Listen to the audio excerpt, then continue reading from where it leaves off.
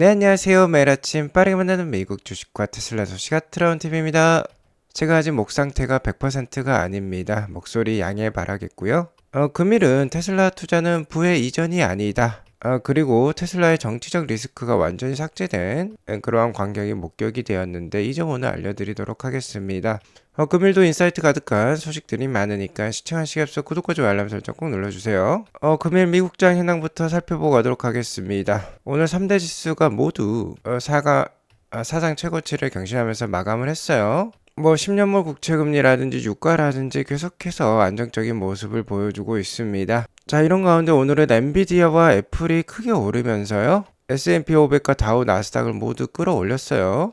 미국의 대표적인 대장주 두 종목이라고 볼 수 있겠는데 일단 엔비디아부터 살펴보면 엔비디아는 현재 현금이 넘쳐나는 것 같습니다. 그리고 계속해서 AI 투자가 지속이 될 수 있도록 노력을 하고 있는 것 같아요.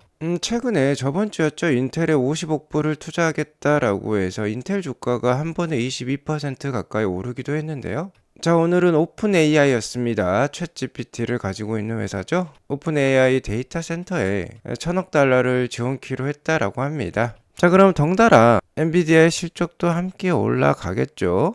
꼭 먹고 알 먹고인 투자인 것 같아요. 이렇게 되면 엔비디아의 실적은 내년까지도 계속해서 견조하게 성장할 수 있을 것 같습니다.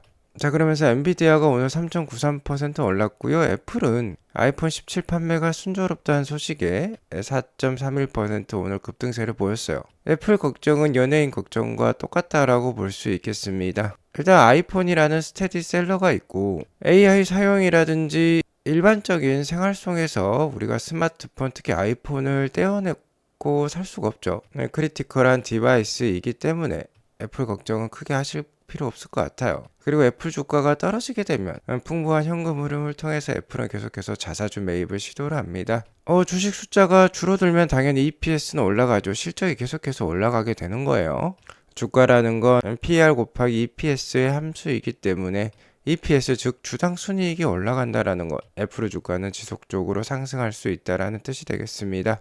자, 하지만 AI 투자에 있어서는 좀 뒤처졌다라는 평가를 많이 받고 있죠. 앞으로의 주가 성장률은 테슬라나 엔비디아보다는 좀 낮을 것 같은 그런 예감이 드는 애플이라고 볼 수 있겠네요.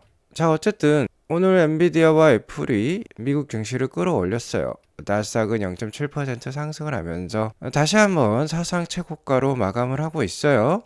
다만 엔비디아와 애플을 제외한 다른 기업들, 특히 빅테크 기업들이 좀 안 좋은 모습이 나오기도 했어요. 아마존, 구글, 메타는 모두 하락을 보여주었는데요. 자, 잊을만 하면 나오는 리스크죠. 바로 연방정부 셧다운 가능성이 다시 한번 제기가 되었습니다. 미국 상원은 지난주 공화당, 민주당 양당이 제출한 임시 예산안을 모두 부결시켰어요. 정부의 자금 집행 시한은 9월 30일까지입니다. 이제 일주일 정도 남았다라고 볼 수 있겠는데 잊을만 하면 찾아오는 악재라고 볼 수 있겠는데요. 그간 제 투자 기억으로는 크게 악재로 부각되진 않았어요. 자, 어떻게든 트럼프 대통령이 맞고 나서겠죠. 만약 9월 30일까지 이러한 이슈가 계속 제기가 되면서 주가가 어느 정도 떨어진다라고 하면은 기회로 삼으실 필요가 있겠습니다. 크게 걱정할 이슈는 아니라고 생각이 들고요. 그리고 최근 장은 계속해서 엎치락 뒤치락 하면서 대부분의 종목들이 지금 키 맞추기를 하고 있어요. 하루는 엔비디아가 오르면은 다음 날에는 마이크로소프트, 메타와 같은 주식이 오르는 등 그런 모습을 보여주고 있습니다. 그리고 금주는 9월 PC 지수 발표가 예정되어 있죠. 9월 26일이 되겠는데 정정합니다. 8월 PC 물가 지수가 되겠어요. 최근에 8월 PPI 지수나 CPI 지수나 모두 예상치에 부합하는 수준이 나왔기 때문에 그렇게 크게 걱정이 되는 부분은 아닙니다. 자, 어쨌든 연내 두 차례 추가 인하를 시사했던 미 연준이었죠. 전주 0.25%포인트 금리 인하를 하면서 10월달과 12월달 두 차례 추가 인하도 시사를 했었는데요. 자, 이 금리 인하 가능성만 계속해서 높게 유지가 된다라고 하면은 주가는 당분간 계속해서 신고가를 경신하는 모습이 나올 가능성이 높습니다. 현재 미국 기준금리는 4.25%이고요. 자, 전주까지만 하더라도 연내 추가 두 차례 금리 인하 확률이 80% 수준이었어요. 근데 오늘 새벽에 확인해 본 결과 73.6%로 나오고 있습니다. 자, 전주 대비 소폭 하락을 했는데요. 아직까지는 높은 확률이라고 볼 수 있겠죠. 만약에 이 확률이 좀 떨어진다라고 하면은 주가는 좀 쉬어갈 수 있고요. 높은 확률이 유지된다라고 하면 계속해서 어느 정도 주가의 상승세는 유지가 될 가능성이 높겠습니다. 미국 증시가 연일 신고가를 경신하는 가운데 테슬라가 그 주도주로서 역할을 지금 잘하고 있어요. 자, 오늘은 무려 445불대까지도 오르려고 했던 테슬라인데요. 오늘은 엔비디아와 애플 위주로만 증시가 상승을 하면서 전반적으로 다른 종목들은 하락세였어요. 연방정부 셧다운 가능성이 제기되었다라고 말씀을 드렸었죠. 그러면서 테슬라도 좀 윗꼬리를 길게 다는 모습이 나왔습니다. 끝내는 434불로 마감을 했는데요. 자, 간만에 430불을 돌파를 했어요. 제가 전주부터 어느 정도 테슬라의 상승세는 지속이 될 가능성이 높겠다라고 지속 분석을 해드려왔는데요. 자, 그러한 상황 속에서 테슬라에 한 가지 리스크가 있다라고 하면은 바로 CEO 일론 머스크의 정치 리스크라고 볼 수 있겠죠. 자, 하지만 어제 일론 머스크는 for 찰리라는 단어를 남기면서 트럼프 대통령과 화기애애한 모습을 보여주었습니다. 찰리 커크 추모 집회에 참석을 했어요. 찰리 커크 추모 집회에 대해서 일론 머스크는 이러한 영상을 남기기도 했습니다. 지금 추모 집회가 굉장히 크게 열렸죠. 자, 그리고 일론 머스크는 인터뷰를 남기기도 했어요.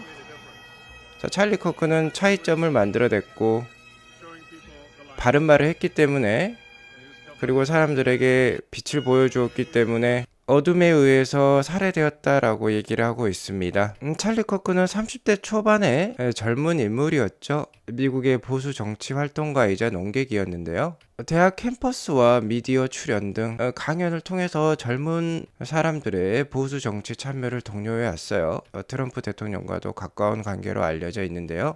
9월 10일에 미국 유타주에 있는 밸리 대학교에서 강연을 하는 도중에 살해가 되었죠.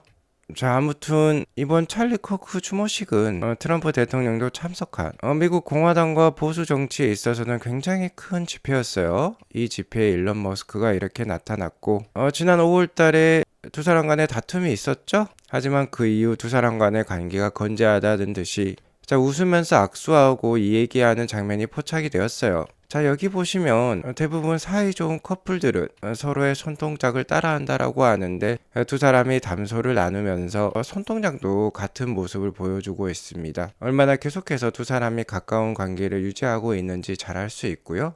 두 사람이 X 플랫폼에서나 그리고 미디어에서나 뭐 싸우는 모습이 목격이 되면은요, 언쟁이라고 볼 수 있겠죠. 하지만 이는 지극히 발전적인 언쟁이라고 보시면 되겠고 서로 뭔가 어느 정도 요론 조장을 위한 하나의 작전이라고 보셔도 무방할 것 같습니다. 어쨌든 두 사람 사이의 관계는 좋아 보이고요. 이 두 사람 사이의 관계를 불화하는 인물이 두 명 있었으니 바로 샘 올트만과 마크 주커버그가 되겠어요. 자, 현재 AI 산업을 이끌고 가는 세 명이라고 볼 수 있겠죠. 하지만 그 중에서 가장 정치권과 가까운 사람은 일론 머스크라고 볼 수 있겠습니다. 자, 앞으로 2028년까지 AI 산업의 주도권 어느 회사가 쥐고 갈지 잘 드러나는 장면이라 볼 수 있겠죠.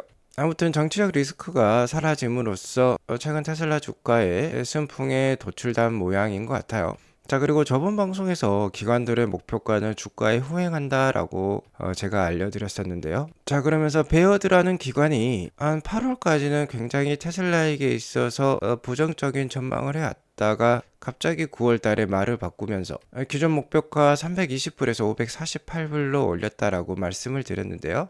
테슬라 주가가 올라가니까 다른 기관들도 이렇게 우후죽순 목표가를 올리기도 했죠. 자, 그리고 파이퍼 샌들러라는 기관도 테슬라 목표가를 올렸습니다. 파이퍼 샌들러의 알렉스 포트라는 애널리스트가 있는데 테슬라를 오랫동안 지켜보고 평가를 해온 인물입니다. 그렇기 때문에 테슬라에 대해서 누구보다도 더 잘 알고 있는데요. 자, 이번에 중국 출장을 가서 조사를 했다라고 합니다.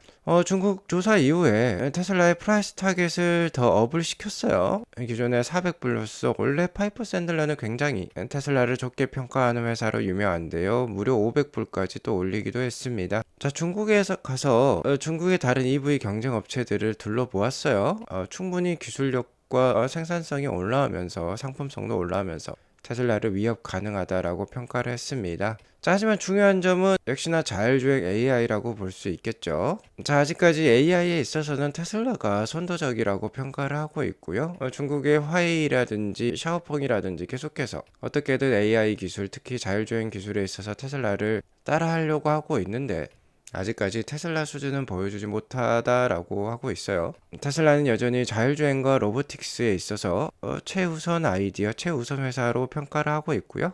특히 FSD 버전 14, 언슈퍼바이즈드 FSD의 근간이 될 모델이죠. 이 모델부터 테슬라는 언슈퍼바이즈드 FSD를 선언할 가능성이 높은 상황인데요.